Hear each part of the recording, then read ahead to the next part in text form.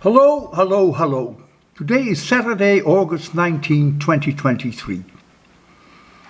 Solutions to problem 179. The discharge of a capacitor. This problem was on the final exam of my 803 course at MIT. I suggest you watch lecture number 2 of 803, in which I cover basically everything that I am asking in this problem. So this is a circuit, a CLR circuit with a switch. At time t equals 0, there is charge on the capacitor, and then I close the switch. Of course, a current is then going to draw. The capacitor will be discharged, and all the energy that was originally in the capacitor will ultimately be dissipated in the resistor in the form of heat. If R were 0 and you would close the switch, then the system would go into a oscillation. It would never stop, because there's no dissipation of energy. And the omega 0, the resonance frequency, is 1 over the square root of CL. That is pretty simple physics. The problem all by itself is not so simple. Question A. Capacitor is charged with charge Q0, we close the switch. Write down the differential equation of the charge Q as a function of time during the discharge. Several of you apply Kirchhoff's loop rule, but Kirchhoff's loop rule does not apply. I will slowly read the text that comes, which I copied from my exam. It is very small. You will not be able to read it, but I will slowly read it so that you will still be able to follow that. I close the switch. A current will start flowing in clockwise direction. Faraday's law. The closed loop integral of E dot dl is minus d phi dt. I start at A and go clockwise and return to A. The closed loop integral from A to A is not 0. Kirchhoff's voltage rule does not apply. Faraday's law applies. 0 is IR minus VC, which is the voltage over the capacitor, and that is minus L di dt. That is Faraday's law. VC is Q divided by C, which is simple physics. I here, the current, is minus dq dt. Notice I is clockwise, thus Q decreases in time. Therefore I is minus dq dt. I write here, it now follows from 31. Well, forget the 31. That was part of the exam. But don't forget what follows. So, if you use this equation, with a little bit massaging of the physics, it can easily be converted to this. I is the dt.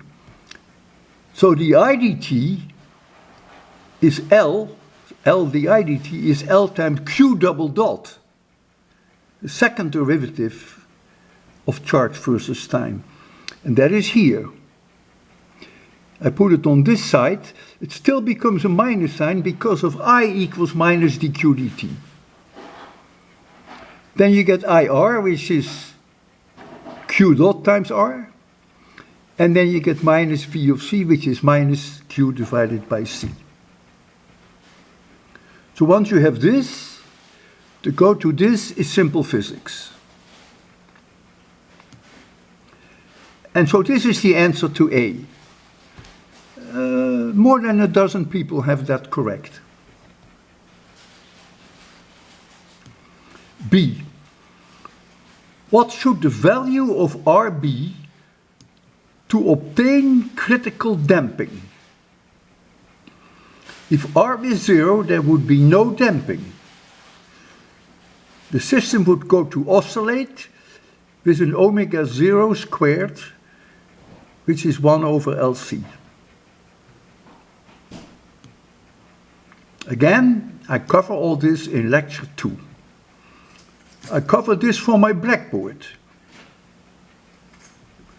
This is a general equation for a damped oscillator.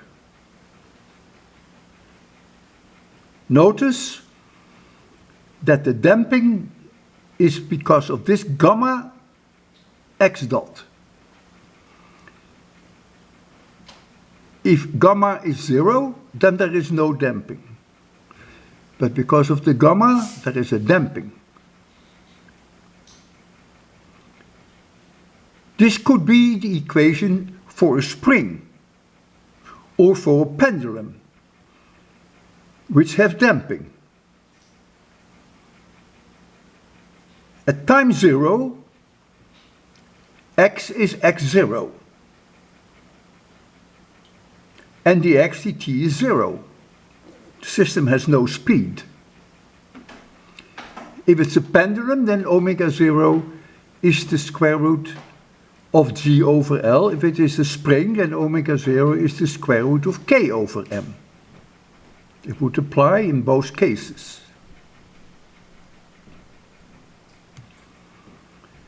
The units for each term are meters per second square. This is meters per second squared, this is meters per second square, and gamma times x dot is also meters per second square, because therefore the units of gamma must be 1 over seconds.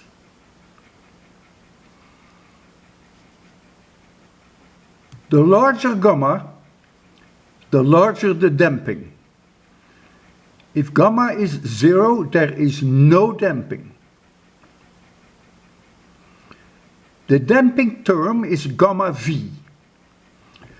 Thus, we have assumed here that the damping is proportional with the speed.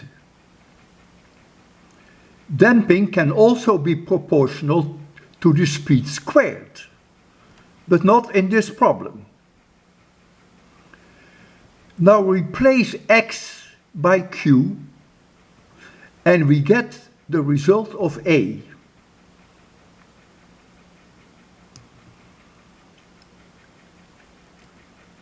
Replace here x by q, and you get this equation. Q double dot, x double dot. R over L times q dot, gamma x dot. So R over L is gamma. Omega 0 squared times x, q divided by LC. Because 1 over LC is ohm 0 squared. So you see, these equations are, in a way, in physics, identical equations.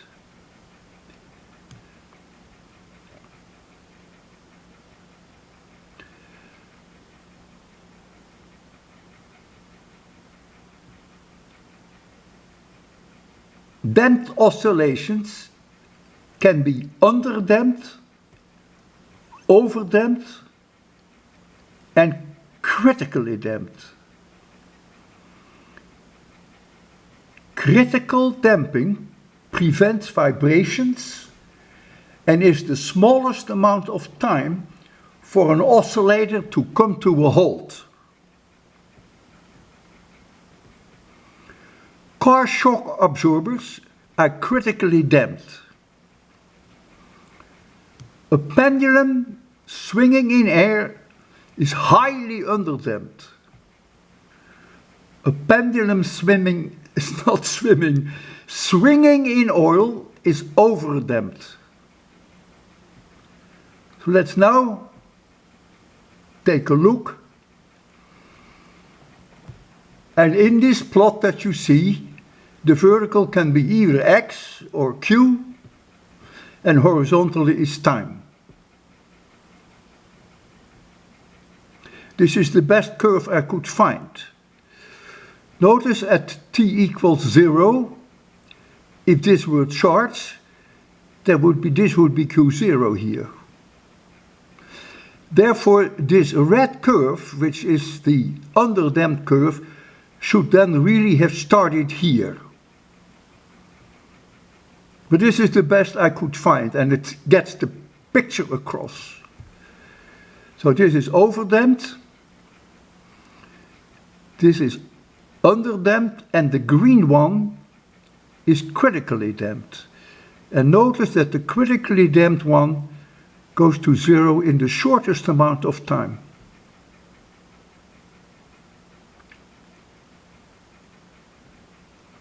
So red is underdamped, green is critically damped, and purple is overdamped. Lecture 2803 deals with damped-free oscillators in an LRC circuit. I copied this from the blackboard. You see I have R over L is gamma. I just reasoned with you why that is. And 1 over LC is omega squared, omega 0 squared.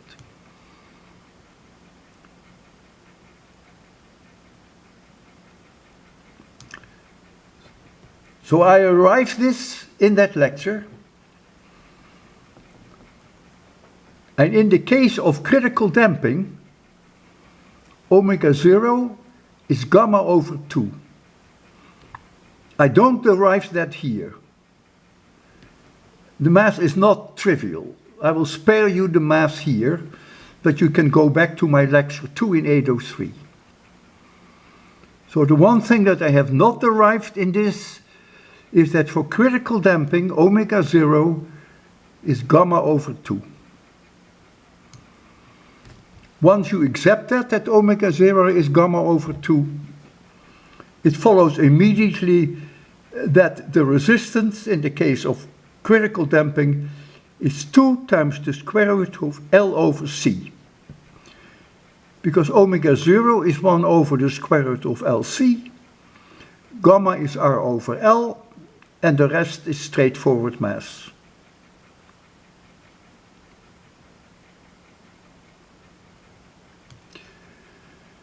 Units of omega and gamma are both 1 over second. Now I'm asking you write down the analytic expression of the charge Q versus time in terms of Q0, L and R for the case of critical damping. The general form for damped-free oscillations is given here. Give it some time and look at that equation in blue. It has a linear term in t and an exponential term also in time. That is very characteristic for damped oscillators. You see the gamma here, that's the damping.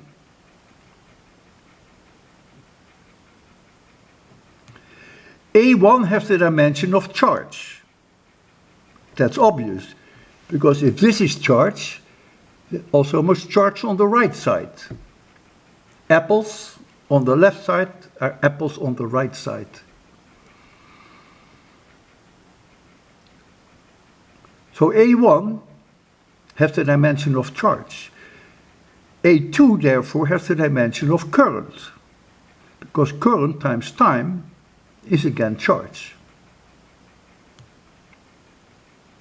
And this is dimensionless.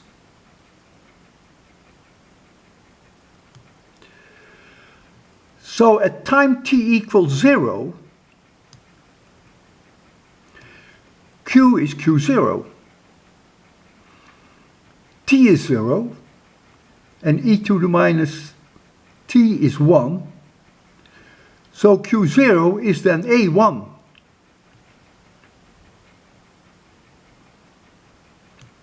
So we do know that A1 is Q0. Now we go and take the derivative of Q versus time. I remind you, your high school physics, it is the derivative of this part times this, plus the derivative of this part times that.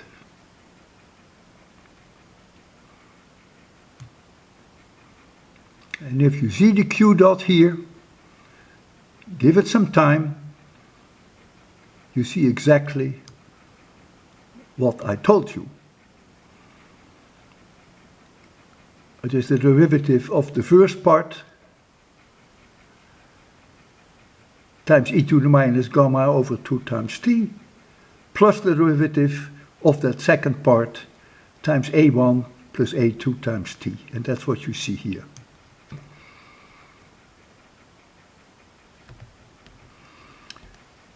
Now at t equals 0, Q0 is 0. So if we substitute that in this equation, we now find that A2 is gamma over 2 times Q0. I will leave it here for a few more seconds, maybe for half a minute, so that you can follow how we can calculate A1 and A2. With this equation, we know at time t0 Q is Q0, and we know at time 0 that Q dot is 0. At t0 Q is Q0, but Q dot is 0. At time 0, Q is Q dot, but Q dot is 0.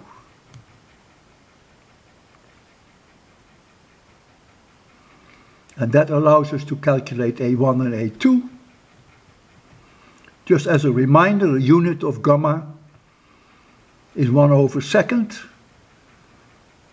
The unit of R over L is 1 over second.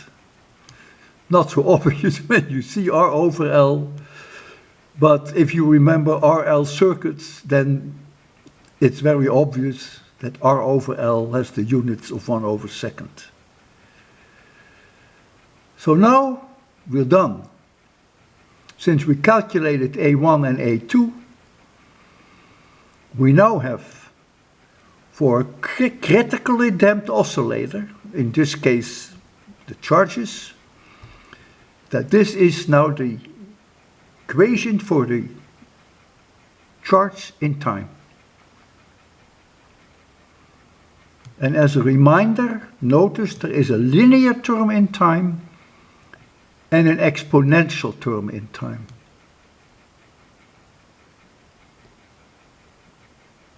So you can put for this gamma, if you want to, you can put in R over L.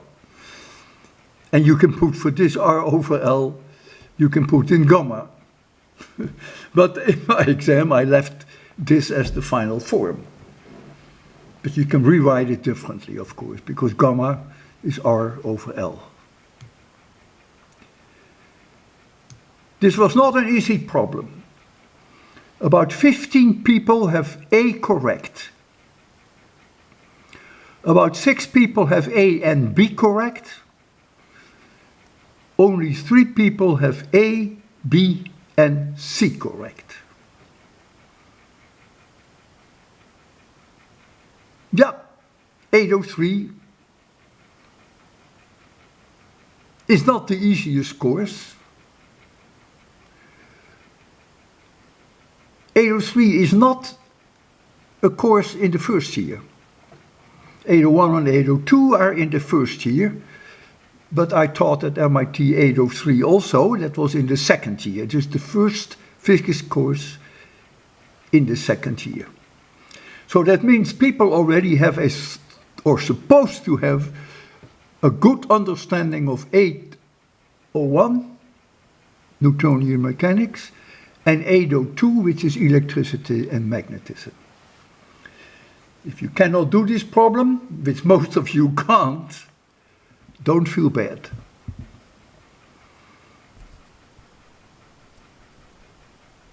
Always remember, maybe that makes you feel better, we're always friends. That's a given.